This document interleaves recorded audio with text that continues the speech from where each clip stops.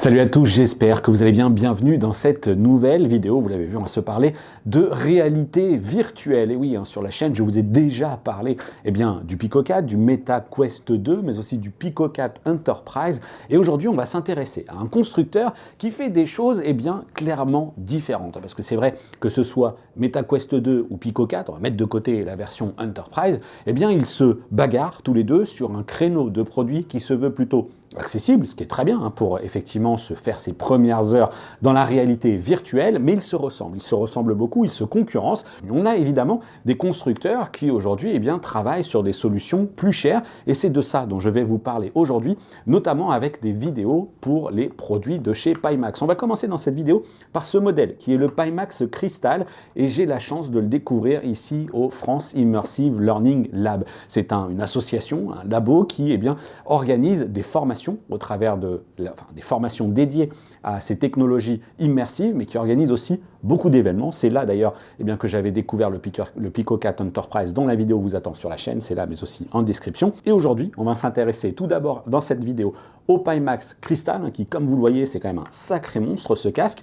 mais on va aussi se parler dans une deuxième vidéo du Pimax Portal, et vous allez voir que ces produits ne manquent pas d'originalité, ou en tout cas, ils ont des utilisations bien spécifiques, et c'est de cela dont on va se parler. Merci encore à France Immersive Learning pour cette invitation. Et puis c'est parti pour la découverte du cristal.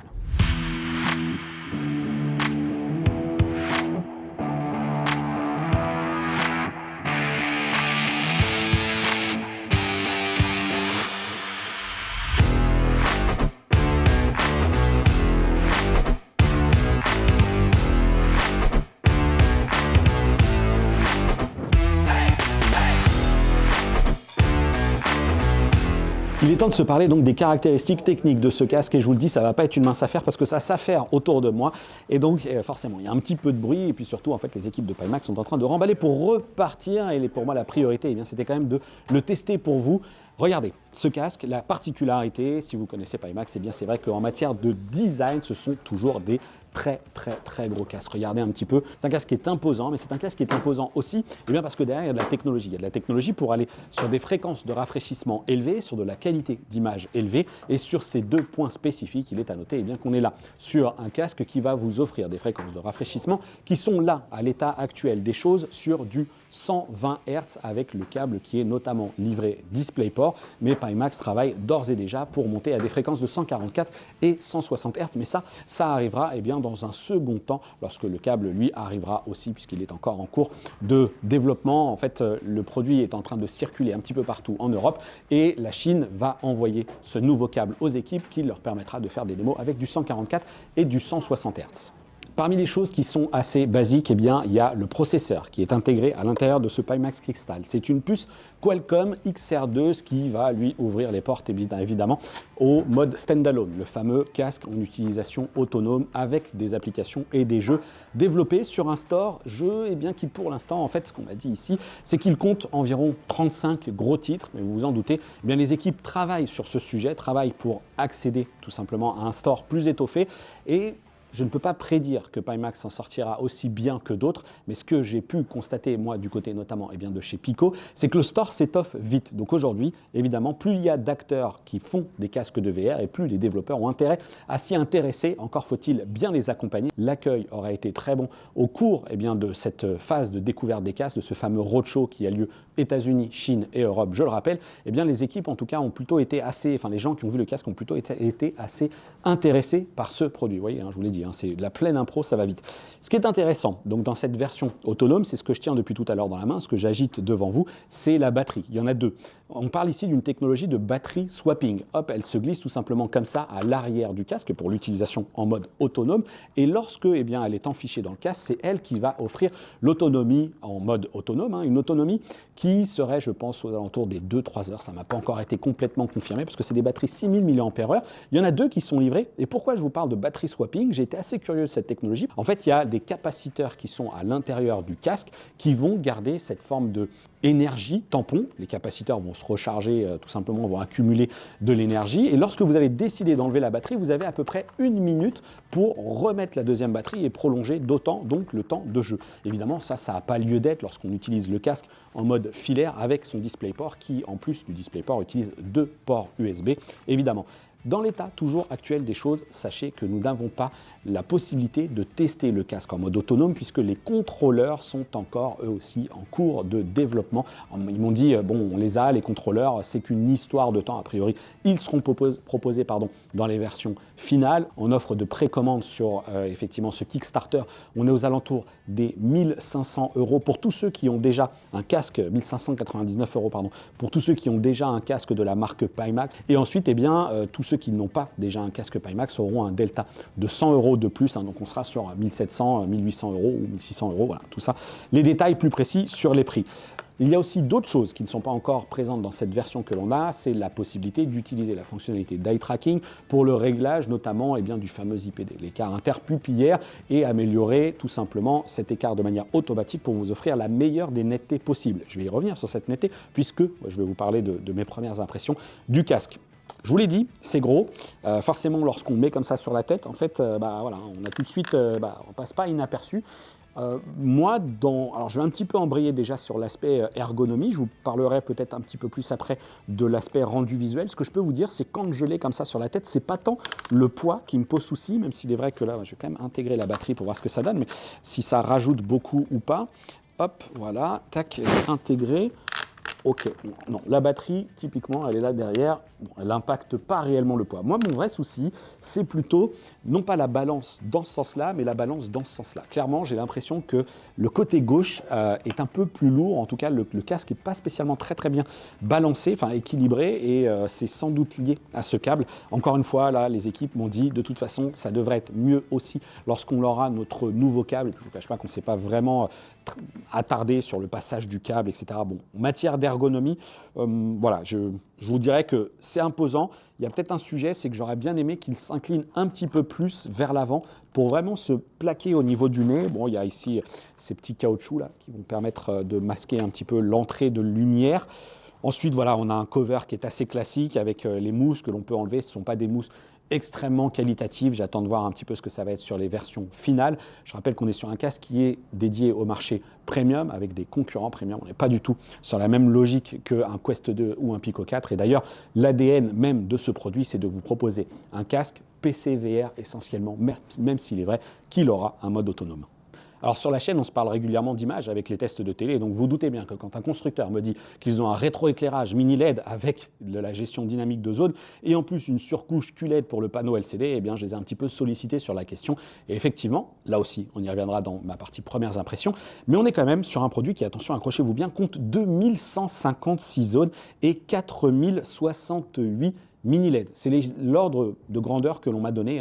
Peut-être on m'a dit, ouais, c'est a priori les chiffres qu'ils avaient comme ça en tête. Bon, comptez qu'on a plus de 2100 zones et plus de 4000 mini LED. C'est assez impressionnant techniquement sur le papier. On y reviendra sur la partie appréciation également après. Mais ça permet tout simplement d'être plus précis, d'être plus dynamique, d'avoir un meilleur rendu tout simplement que les casques LCD classiques que l'on peut avoir actuellement. Où moi je reproche quand même souvent le manque d'efficacité dans les zones sombres, typiquement avec un MetaQuest 2. J'ai joué finalement pas très longtemps à Green Hell VR, qui est un titre il y a de nombreuses scènes dans la pénombre, et où en fait j'y voyais rien. J'y voyais rien parce que la dynamique dans les hautes lumières, ça passe, ça convient, mais dans les basses lumières, là où ça commence à devenir compliqué de produire ces fameux niveaux de gris pour descendre comme ça du point 100% blanc vers le noir, eh bien c'est là que ces casques ont du mal. Et avec cette technologie mini LED, c'est intéressant. Alors sachez juste que le constructeur de la dalle, c'est BOE. Naturellement, ce n'est pas une dalle Pimax, ils ne fabriquent pas des dalles LCD mini LED, et donc ils se sont associés à un partenaire pour cela.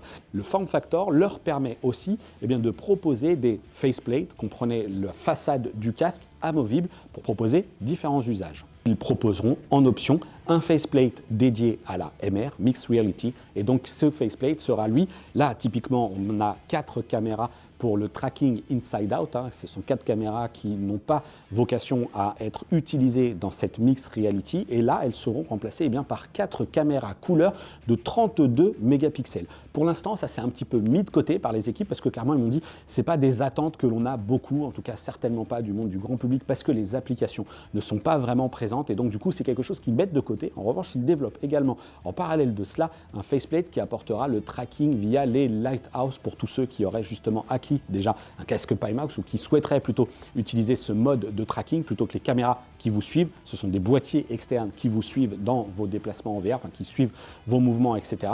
Et donc là, ce faceplate Lighthouse sera aussi proposé en option.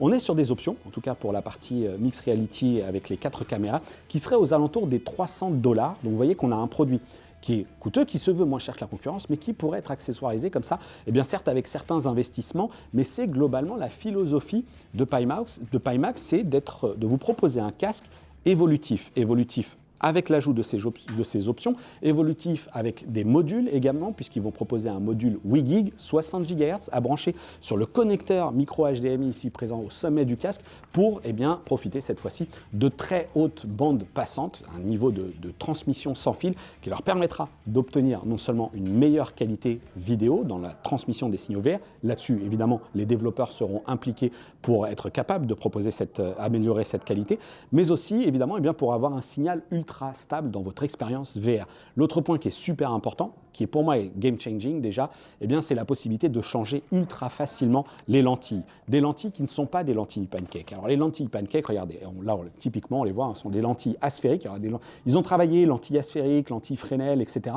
Et donc il y aura 2 formats de lentilles proposés, 35 ppd, pixels per dot, donc les fameux points par pouce, qui vous offrent en fait, ces lentilles, on a du 35 et du 42, plus on monte en densité de points et plus on a une image qui est nette, et donc plus on va profiter de cette très haute résolution du Pimax, mais on va effectivement impacter le champ de vision. Et lorsqu'on utilise ces lentilles qui ont une densité donc, de 32 points par pouce, on a un champ de vision maximal qui est ici indiqué comme étant de 140 degrés en diagonale, et lorsqu'on bascule sur les lentilles en 42, on gagne en précision de points, mais on perd en champ de vision, et on est désormais sur du 120 degrés, ce qui reste quand même une jolie performance pour une belle immersion tout en ayant de la netteté. Ça, c'est plutôt cool. Et ces lentilles que vous pouvez vraiment détacher facilement puisqu'elles sont magnétiques, qui dit lentilles remplaçables, vous pouvez tout à fait vous créer des lentilles donc à votre vue. Là aussi, c'est un point intéressant.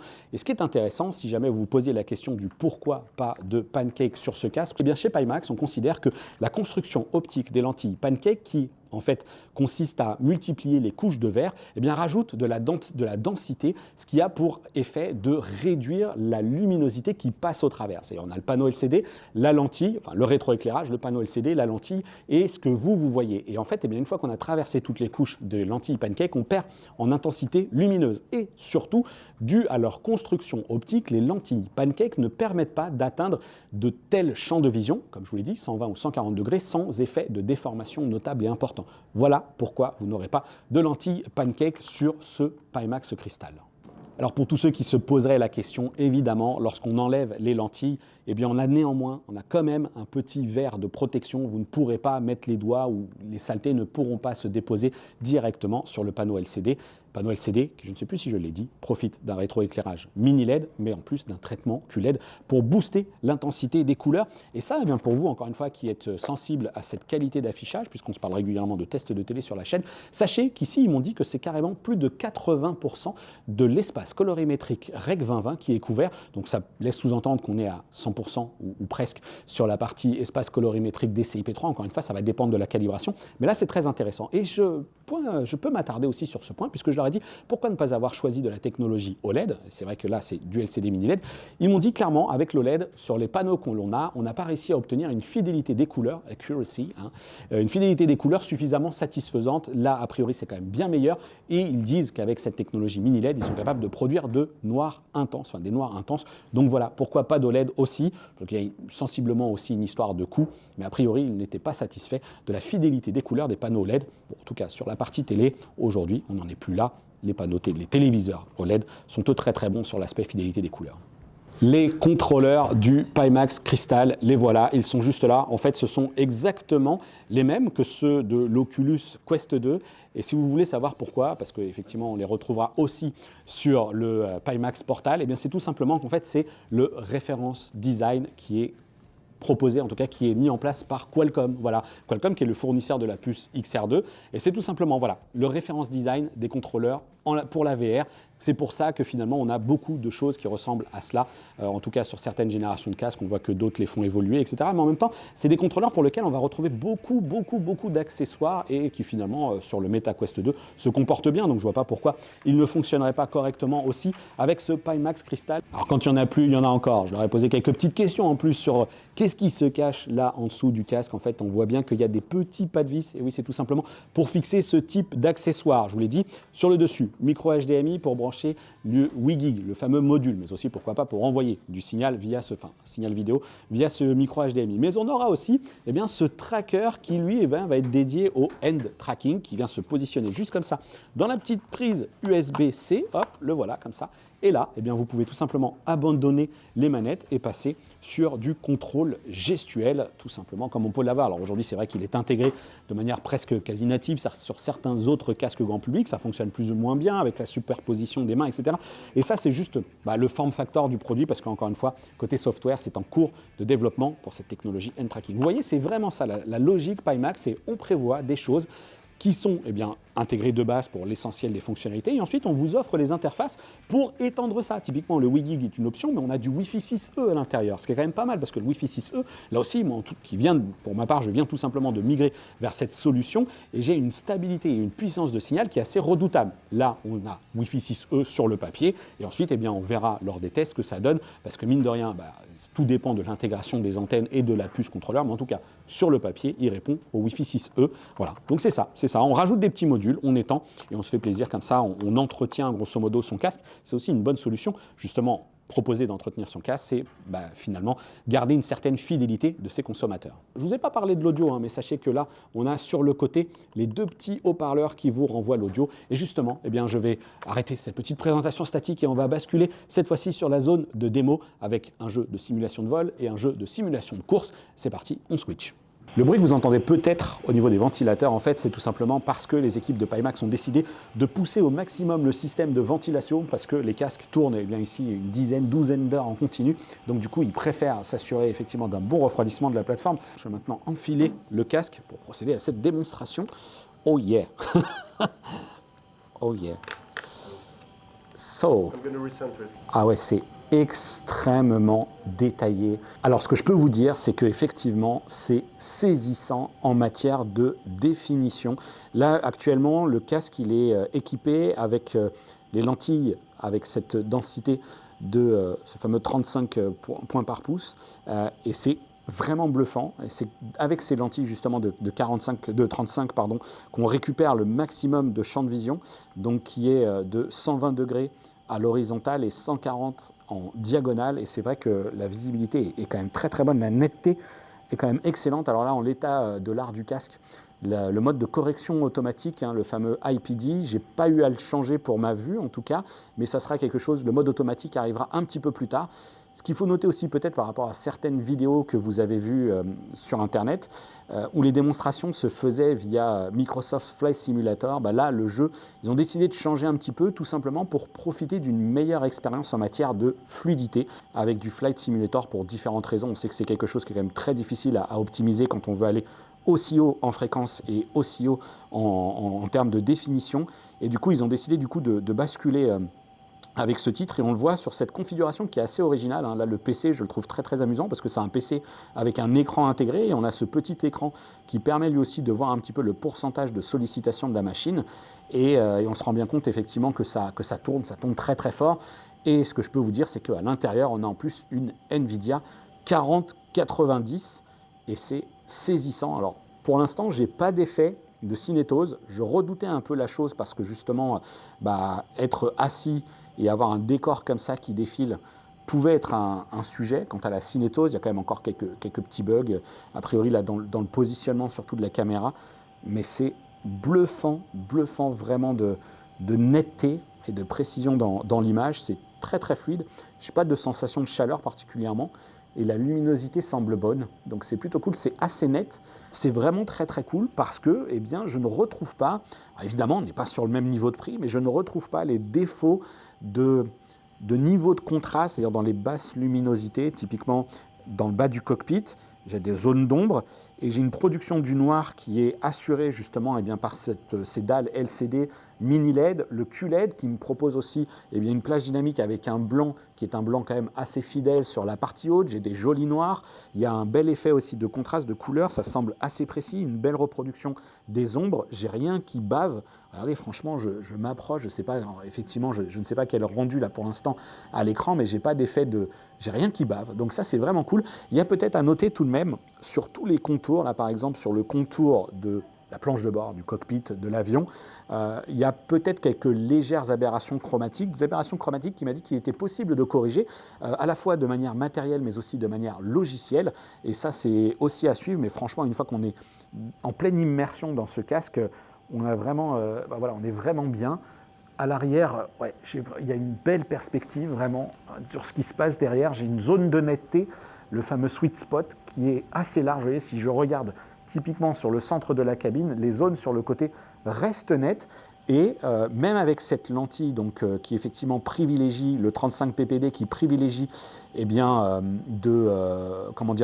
un large champ de vision, j'ai pas de déformation sur les côtés et c'est très très agréable. C'est très très agréable en fait de ne pas avoir à composer avec effectivement les bordures de l'écran. A priori, vous devriez voir, quand je fais comme ça régulièrement, on a effectivement eh bien, quelques effets de stuttering, de décrochage de l'image. Et en fait, ce qui m'explique, la personne qui est à côté de moi, eh bien, c'est que c'est lié en fait à une des mises à jour de Windows 11 qui a priori leur poserait des soucis parce que toutes les machines qui sont utilisées actuellement dans leur roadshow, eh bien, ils n'ont pas eu ce problème. Et donc du coup, clairement, il m'a dit, bah là, je vais réinitialiser la machine, mais regardez un petit peu, c'est quand même très très très détaillé. Juste au-dessus, dans le découpage de la fenêtre, bah, on voit que c'est quand même très piqué, on voit comment dire, les stries de cette garniture de la cellule du cockpit, et on peut avoir cette reproduction, et c'est vraiment précis. So I'm going to disable local dimming right now. Oh, ok. So this is how it looks. Ok. Alors là, typiquement, vous avez devant les yeux donc, eh bien, le rendu de la cellule sans le local dimming des mini LED, c'est-à-dire sans cette capacité de contrôler toutes les zones. Et on voit bien que du coup, bah, le casque établit une forme de luminosité moyenne sur toute l'image. C'est un peu comme si on avait du HDR et sans HDR. Et on voit bien que du coup, toutes les couleurs sont beaucoup plus passées. C'est quand même pas mal du tout, pas d'aberration. Une belle fluidité et j'ai absolument pas de cinétose. Hein. Donc ça, c'est très très cool aussi. Belle dynamique. OK, thank you.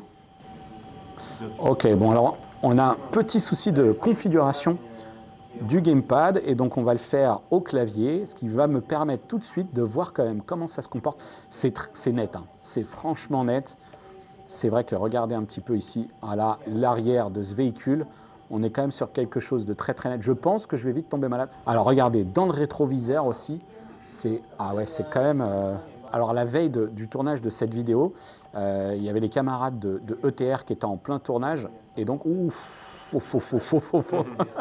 qui était en plein live sur Twitch et il y avait a priori un gros consommateur de sim racing en VR, hein, donc une personne a priori connue là-dedans, qui lui était complètement bluffé par les performances de ce casque dans cet usage-là spécifique. Et moi, c'est vrai que là, typiquement, pour l'instant, toujours pas de cinétose. Et ce que je peux vous dire, c'est qu'il y a toujours cette jolie dynamique de l'image, avec des choses qui sont difficiles à reproduire aussi, à savoir les aplats dans l'image, sans avoir d'effet de blooming pour les fuites de lumière, sans avoir d'effet effectivement de clouding non plus, on n'a pas d'effet de moiré, donc c'est quand même assez intéressant de voir à quel point ce casque va capitaliser sur ce genre d'usage et offrir une netteté et une précision dans l'image qui est assez intéressante. Thank you. Really? Thank you very much. Voilà, cette vidéo de présentation et de premières impressions de ce Pimax Crystal touche à sa fin. J'espère qu'elle vous a plu. C'est certes un casque qui est imposant, mais voilà, c'est assumé. Aller vers de la miniaturisation, comme je vous l'ai dit, eh bien, aurait fait gonfler le prix.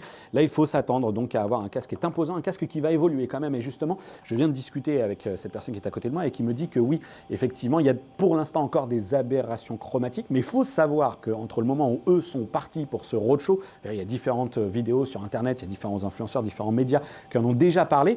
En fait, il se tient plusieurs roadshows en simultané. Il y en a un aux États-Unis, il y en a un en Europe, c'est ici qu'il se termine au France Immersive Learning avec la France notamment. Et il y en a un autre qui a lieu effectivement du côté de Shanghai et eux ont déjà des lentilles qui sont différentes. Là, on est sur, grosso modo, je vais vous dire, une génération 1.